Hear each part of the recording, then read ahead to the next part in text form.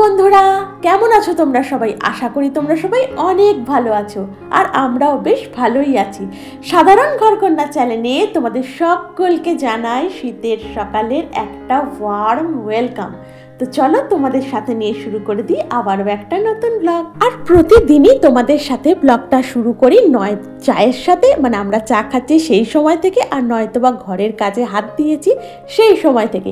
তো আজকে ভাবলাম কেন না ঘুম থেকে ওঠার পরের মুহূর্ত থেকেই তোমাদের সাথে ব্লগটা শেয়ার করি। আর দেখো, ঘুম থেকে উঠে পড়েছি জাস্ট কিছুক্ষণ আগে, আর তারপর করে নিচ্ছি ব্রাশ। আর কি জানো তো, আজকে না মনের সকাল সকাল একদম পড়া নেই, পড়া আছে তবে একটু বেলার দিকে।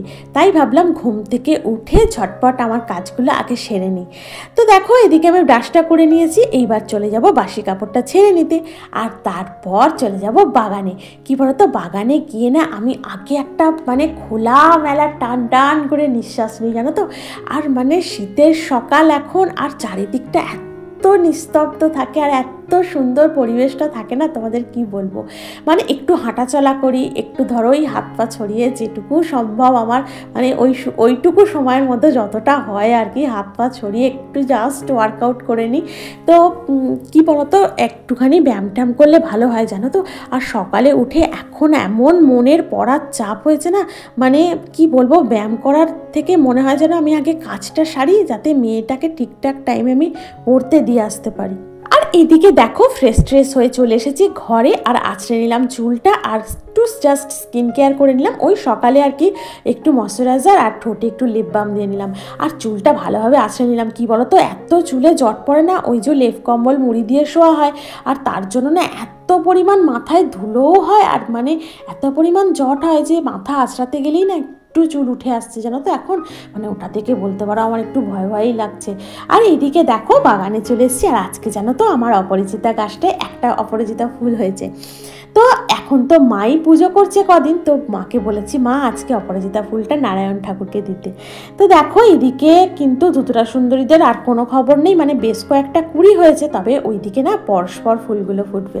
আর এইদিকে চলে আসলাম গরম গরম চা করতে। আর তোমরা তো সবাই জানো আমি বাগান থেকে ঘুরে আসার পর আর এক মুহূর্ত দেরি করি না, সঙ্গে সঙ্গে বসিয়ে দিই গরম গরম চা। কি বলতো, চাটা খাওয়ার পর না মানে একটা এনার্জি চলে আসে কাজে।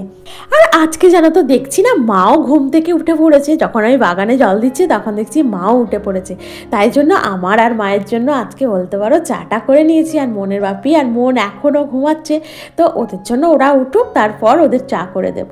আর জানো তো, মেয়ে না কালকে অনেকটা রাত পর্যন্ত পড়াশোনা করেছে, কারণ আমি যখন এডিট কমপ্লিট করে নিচে গেছি তখনও দেখছি মেয়ে পড়ছে। আমি জিজ্ঞাসা করলাম, মন তুই শুবি না এখনও? অনেকটা রাত হয়ে গেছে। বললো মা আর জাস্ট একটু বাকি আছে, লেখাটা লিখে নিয়েই আমি শুয়ে পড়ছি। তো ও যখন শুতে গেছে মোটামুটি 12:30 বেজে গেছে, জানো তো। তাই ভাবলাম যে থাক, এখন আর ডাকছি না, মানে এখন তো ওই 6:45-7টা বাজে, তো একটু পরেই না হয় ডাকবো। তো দেখো, এদিকে আমি আর মা দুজনে মিলে গল্প করতে করতে খেয়ে নিচ্ছিলাম চাটা।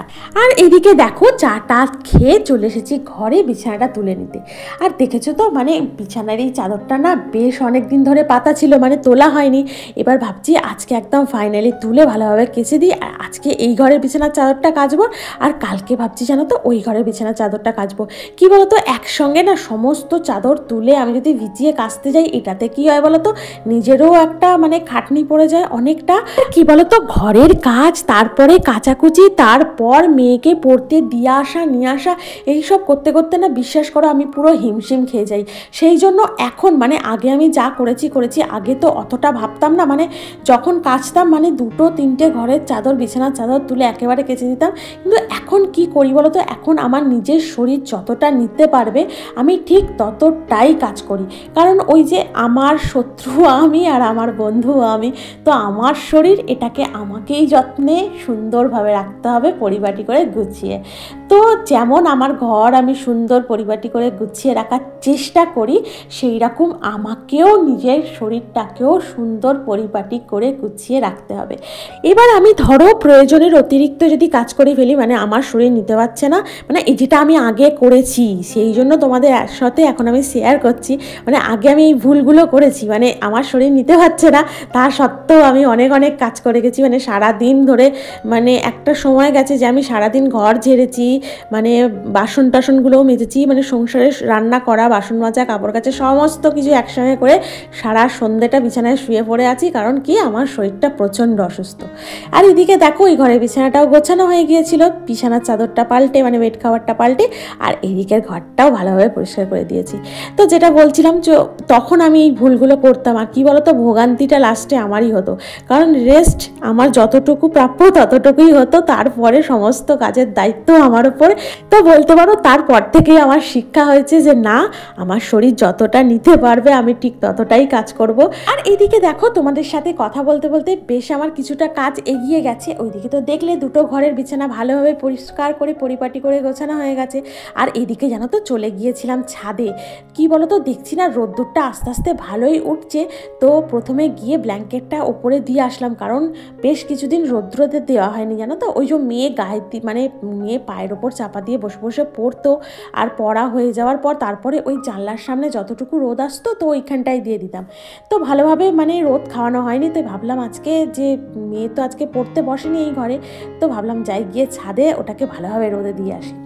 তো এদিকে কালকের জানো তো কিছু ভেজা জামা কাপড় ছিল, তো সেগুলোও ভালোভাবে রোদে দিয়ে দিলাম। আর দেখলে তো মানে সকালে পূর্ব দিক থেকে রোদ্দুরটা উঠে আসছে, আর এত সুন্দর লাগছে পরিবেশটা, কি বলবো।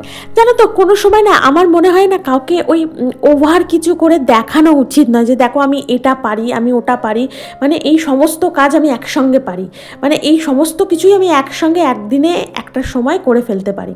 তো আমার মনে হয় না এতে ক্ষতি নিজেরই হয়। কেন বলো তো, ওই যে আমি পারি না, মানে আমার শরীর দিচ্ছে না, তাও আমি জোর জবরদস্তি করছি ওটা, এতে কিন্তু আমাদের শরীরটাই না খারাপ হয়ে যায়। তো অনেক সময় আমরা বাইরে থেকে দেখি না কোনো জিনিস মানে খুব চকচক করছে, মানে ভাবি এটা হয়তো সোনা, কিন্তু দেখা গেল ওটা হয়তো সোনা নয়, ওটা হয়তো অন্য কোনো ধাতু, মানে সেরকমই, মানে মোদ্দা কথা হচ্ছে চকচক করলে যে সোনা হয় সবসময় তা নয়।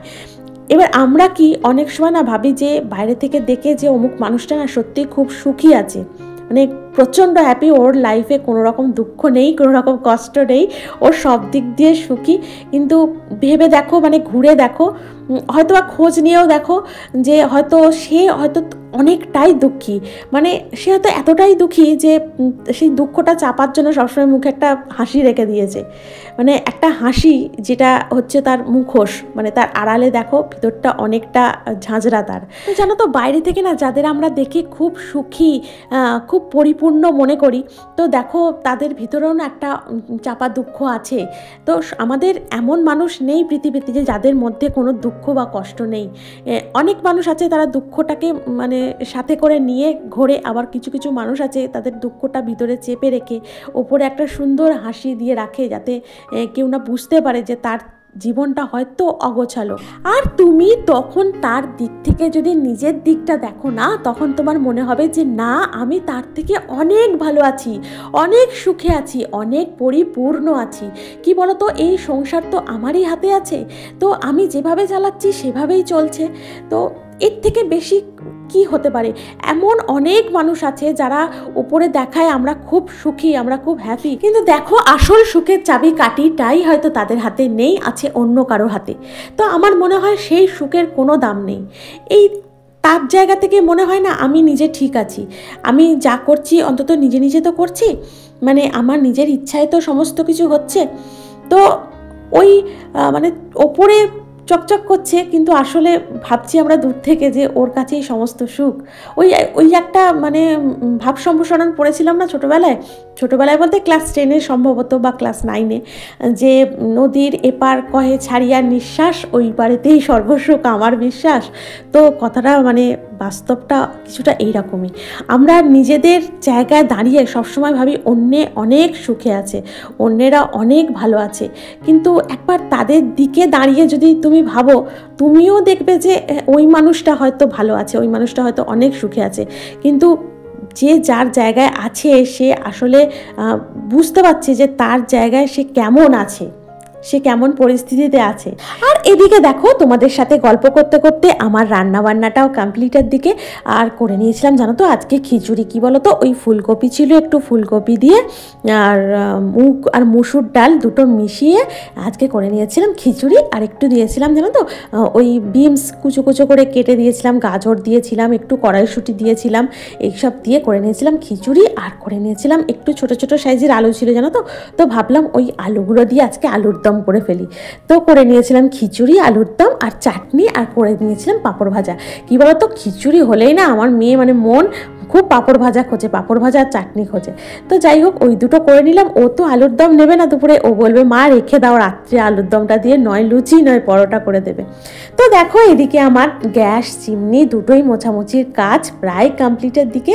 আর মেজে নেব বাসনটা, আর তারপর চলে যাব স্নান করতে। কি বলো তো আজকে না ঘুম থেকে উঠে দেখছিলাম না আমার গলাটা হালকা হালকা একটু ব্যথা, তো সেই কারণে বলতে পারো সকাল সকাল আজকে আর স্নানটা করিনি। আর এদিকে তো দেখলে কাচাকুচিও ছিল, তো ভাবলাম আগে রান্নাটা কমপ্লিট করে নিই, তারপর কাচাকুচি করে একদম চান করব। আর জানো তো রান্না করার সময় না এই যে দেয়ালটা আছে মানে গ্যাসের পিছনে, গ্যাস ওভেনের পিছনে যে দেয়ালটা আছে, এত পরিমাণ তেল ছিটকে যায় মানে কি বলবো। মানে চিমনি থাকলে সেটা তো ধোঁয়া টানছে, আর তেলগুলো কিন্তু আশেপাশের জায়গায় ঠিক ছিটকে ছিটকে যাবে। আর ওইগুলো না একদিন যদি আমি বন্ধ করে দিই মানে পরিষ্কার করা, দেখবো না তার পরের দিনকে পুরো একদম জমাট বেঁধে গেছে। তো তাই ভাবি না রোজ রোজ পরিষ্কার করে নিলে কি বলতো জায়গাটাও পরিষ্কার থাকে আর আমার খাটনিটাও অনেকটা কমে যায়। আর এদিকে দেখো আমার স্নানটা হয়ে গিয়েছিল, আর করে নিয়েছিলাম একটু স্কিন কেয়ার, তারপর চলে গিয়েছিলাম ছাদে জামা কাপড়গুলো মেলে দিতে। আর যেহেতু মা পুজো করছে এখন, তাই মায়ের পুজোটা না অনেকটা আগেই হয়ে গেছে, কারণ মা জানো তো টিফিন খেয়েই স্নান করে পুজোটা করে নিয়েছিল। আর এদিকে ছাদে এসেই আগে কম্বলটা উল্টে পাল্টে দিলাম, কারণ মানে এতটা রোদ, ভাবলাম তো নিচে নিয়ে চলে যাই, কিন্তু এত রোদ জানো তো মনে হলো না ওটাকে আর নিচে নিয়ে যাই। ভাবলাম আরেকটু পাল্টে দিই, যদি আরেকটু গরম হয় তো রাত্রিবেলা শুতে আমাদেরই ভালো লাগবে। কি বলতো দুপুরবেলার দিকে তো এখন আর শোয়া হচ্ছে না, যা ছোটোবেলা মানে খেয়ে দিয়ে উঠতেই অনেক সময় চলে যাচ্ছে। আর এদিকে দেখলে আমরা লাঞ্চ করে নিয়েছি, লাঞ্চের টাইমে। আর দেখো আজকে হচ্ছে মাঠের উদ্বোধনী, তো ওই যে খেলা হবে বলছিলাম, তো খেলার আজকে উদ্বোধনী। দেখছো মাঠে কত লোক এসছে, আর একটা কত বড় র্যালি হয়েছিল জানো তো। রেস্ট নেওয়া তো দূরে থাক, এত জোরে জোরে বক্স বাজছিল, এত জোরে জোরে মানে ওই বাঁশি বাজছিল, খেলার বাঁশি বক্স এত জোরে জোরে বাজছিল যে মানে শোয়া তো যাবেই না। আর খুব ভালো লাগে জানো তো বাড়ির সামনে এরকম যদি একটা খেলা হয় বা কোনো প্রোগ্রাম হয়, খুব ভালো লাগে। তো দেখো তোমাদের সাথে দেখা হচ্ছে আবার সন্ধ্যাবেলায়, তো চায়ের সাথে, একদম চায়ের সাথে তোমাদের সঙ্গে সন্ধ্যাবেলায় দেখা হচ্ছে। তো আমার আজকের ব্লগটা আমি এখানেই শেষ করছি। তোমাদের যদি ভালো লেগে থাকে তাহলে অবশ্যই একটা লাইক করো, কমেন্ট করো, আমার চ্যানেলটিকে সাবস্ক্রাইব করে পাশে থেকো। দেখা হচ্ছে পরবর্তী ব্লগে। টাটা।